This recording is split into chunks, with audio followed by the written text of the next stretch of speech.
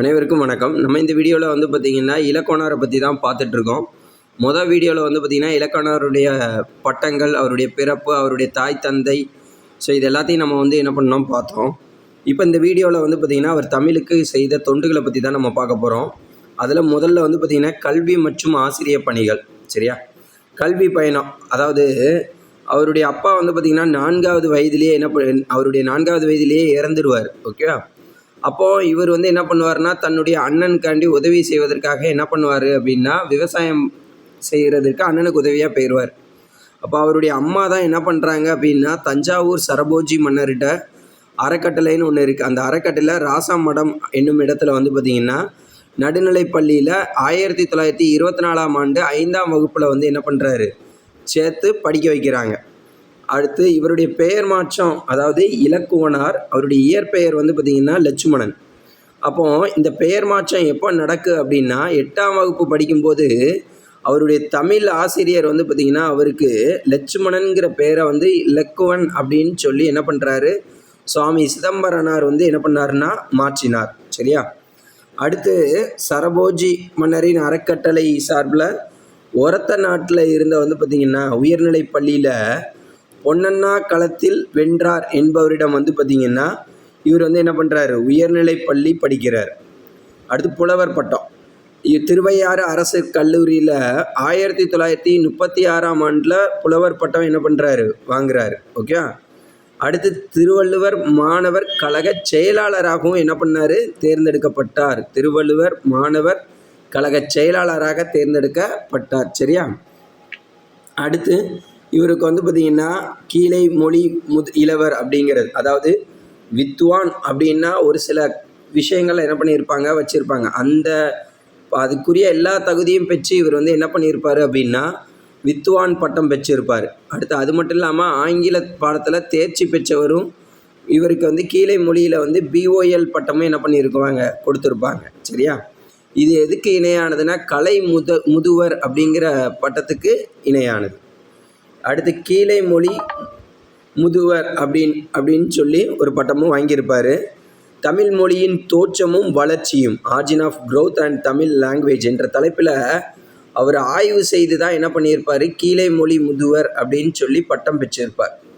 அப்போது கீழை மொழி முதுவர் பட்டம் பெறுவதற்கு அவர் ஆய்வு செய்த நூலின் பெயர் என்ன அப்படின்னு சொல்லி கேட்டாங்கன்னா, தமிழ் மொழியின் தோற்றமும் வளர்ச்சியும் அப்படின்னு சொல்லி நீங்கள் என்ன பண்ணணும், போடணும். அடுத்து முனைவர் பட்டம், டாக்டர் பட்டம் வந்து பார்த்திங்கன்னா Tolkappiyam in English with critical studies அப்படிங்கிற ஒரு தொல்காப்பியத்தை பற்றி அவர் இங்கிலீஷில் என்ன பண்ணியிருப்பார், மொழியாக்கம் செய்து ஆய்வு செய்து மதுரை தியாகராஜா கல்லூரியில் பணியாற்றிய போது என்ன பண்ணியிருப்பார், முனைவர் பட்டம் என்ன பண்ணியிருப்பார், பெற்றிருப்பார். ஓகே. அடுத்து ஆசிரியர் பணியினுடைய சிறப்பு, அவருடைய ஆசிரியர் பணி, அது மட்டும் இல்லாமல் அதனுடைய சிறப்புகளை பற்றி தான் நம்ம பார்க்க போகிறோம். திருவையாறு அரசர் கல்லூரியில் புலவர் பட்டம் 1936ஆம் ஆண்டு பெற்றிருக்காருன்னு சொல்லி பார்த்தோம். அடுத்து 1936லேருந்து 42 வரை எங்கே வேலை பார்த்துருக்காருன்னா தஞ்சை மாவட்ட நாட்டாண்மை கழக பள்ளியில் தமிழ் ஆசிரியராக என்ன பண்ணியிருக்காரு, இருந்திருக்கார். அடுத்து கலைஞர் கருணாநிதி திருவாரூர் பள்ளியில் இறுதி வகுப்பு பயின்ற போது தான் அவருடைய ஆசிரியராக யார் இருந்திருக்காருன்னா இலக்குவனார் இருந்திருக்கார். அவர் கலைஞர் வந்து அவருடைய நெஞ்சுக்கு நீதி அப்படிங்கிற ஒரு நூலில் வந்து பார்த்திங்கன்னா தனக்கு தமிழ் உணர்வுடன் சுயமரியாதை பண்பையும் ஊட்டியவர் இலக்குவனார் அப்படின்னு சொல்லி என்ன பண்ணியிருப்பார், எழுதியிருப்பார். இது ரொம்ப முக்கியமான பாயிண்ட். தனக்கு தமிழ் உணர்வுடன் சுயமரியாதை பண்பையும் ஊட்டியவர் என்று கலைஞர் எந்த நூலில் குறிப்பிடுகிறார் அப்படின்னு சொல்லி கேட்டாங்கன்னா, நெஞ்சுக்கு நீதி அப்படிங்கிற ஒரு நூலில் வந்து என்ன பண்ணுறாரு, குறிப்பிடுகிறார். சரியா? அடுத்து கல்லூரி பணி. திருவையாறு அரசர் கல்லூரி விரிவுரையாளராக 1942லேருந்து 45 வரை பணியாற்றியிருக்கார். திருக்குறள் வகுப்புகள் 1952-55 வரை ஞாயிறு தோறும் திருக்குறள் வகுப்புகளை என்ன பண்ணியிருக்காரு, நடத்தியிருக்கார். முக்குளத்தோர் உயர்நிலைப் பள்ளியினுடைய தலைமை ஆசிரியராகவும் இருந்திருக்கார். ஈரோடு கசன கல்லூரியில் தமிழ் விரிவுரையாளராகவும் இந்து கல்லூரியில் தமிழ் துறை தலைவராகவும் என்ன பண்ணியிருக்காரு, பணியாற்றியிருக்கார். வருஷத்தை கொஞ்சம் பார்த்து அப்படியே கொஞ்சம் நோட் பண்ணி வச்சுக்கோங்க. மதுரை தியாகராசர் கலைக்கல்லூரியில், சென்னை மாநில கல்லூரியிலையும் தமிழ் துறை தலைவராக என்ன பண்ணியிருப்பார், பணியாற்றியிருப்பார். அடுத்து ஹைதராபாத் உஸ்மானியா பல்கலைக்கழக தமிழ்துறை தலைவராக என்ன பண்ணியிருக்காரு, பணியாற்றியிருக்கார். 1970 31/12/1970 வரை நாகர்கோவில் தேதி இந்து கல்லூரி முதல்வராக என்ன பண்ணியிருக்காரு, பணியாற்றியிருக்கார். பணியாற்றி என்ன பண்ணியிருக்காரு, ஓய்வும் பெற்றிருக்கார். அடுத்து அண்ணாவினுடைய பாராட்டு. அண்ணா இவரை புகழ்ந்து என்ன பண்ணியிருப்பாருன்னா, ஜியு போப்புக்கும் அமெரிக்க நூலகங்களுக்கும் தன்னுடைய இவர் எழுதின நூலகத்தை என்ன பண்ணியிருப்பார், புத்தகத்தை என்ன பண்ணியிருப்பார்னா, இவங்க 2 பேருக்கும் பரிசாக என்ன பண்ணியிருப்பார், வழங்கியிருப்பார். சரியா?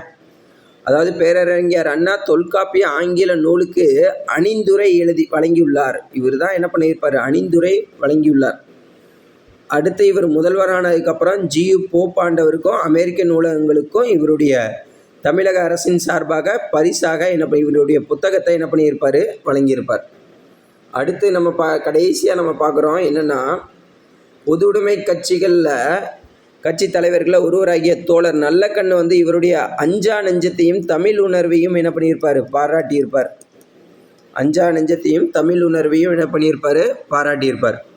தமிழ் வகுப்பில் பார்த்திங்கன்னா முதல்ல அட்டனன்ஸ் சொல்லும்போது எஸ் மேம்னு சொல்லுவாங்களாம், ஆங்கிலத்தில் சொல்லுவாங்களாம். அதை உள்ளேன் ஐயா அப்படின்னு சொல்லி மாற்றியவர் யார் அப்படின்னா இலக்கோனாரே அப்படின்னு சொல்லி நல்லக்கண்ணு ஐயா என்ன பண்ணியிருக்காங்க, சொல்லியிருக்காங்க. இவர் பணியாற்றிய இதழ்களை பற்றி நம்ம பார்க்குறோம். சரியா?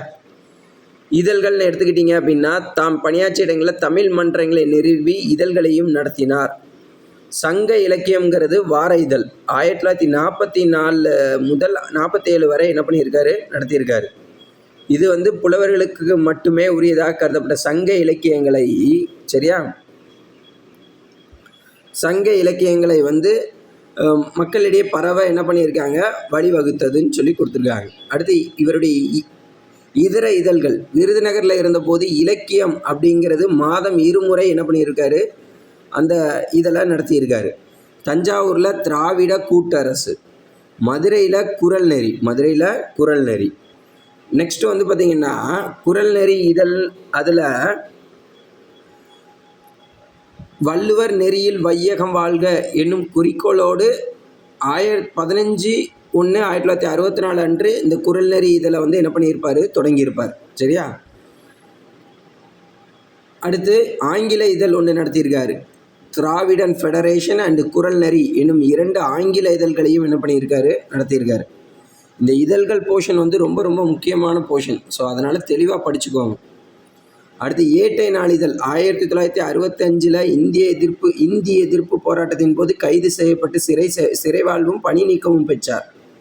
அப்போ 1965 மே முதல் டிசம்பர் வரை ஏட்டை என்ற நாளிதழை என்ன பண்ணியிருக்காரு, நடத்தியிருக்காரு.